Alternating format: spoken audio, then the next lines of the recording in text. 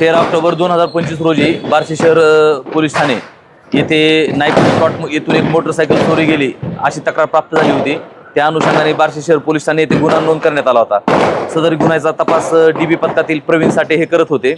तपास करत असताना त्यांना आणि डीबीच्या टीमला, त्या टीममध्ये सचिन देशमुख, उदार, पवार, अजित शेख, माने असे होते आणि त्यांना एक संशयित ट्रॅक्टर एक व्यक्ती घेऊन थांबलेला दिसला।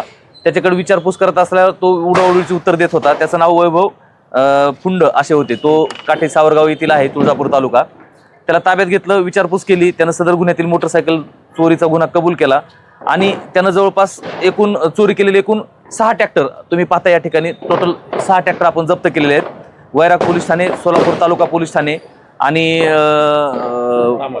तामलवाडी पोलीस ठाणे असे वेगवेगळ्या ठिकाणी ट्रॅक्टर चोरीचे गुन्हे दाखल आहेत।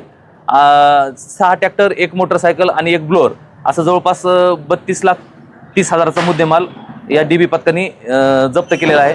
सदरचा तपास माननीय पोलीस अधीक्षक श्री अतुल कुलकर्णी, अपर पोलीस अधीक्षक श्री प्रीतम यावलकर सर आणि बार्शी उपविभागाचे उपविभागीय पोलीस अधिकारी श्री सायकर सर यांच्या मार्गदर्शनाखाली डीबीचे टीमने केलेला आहे।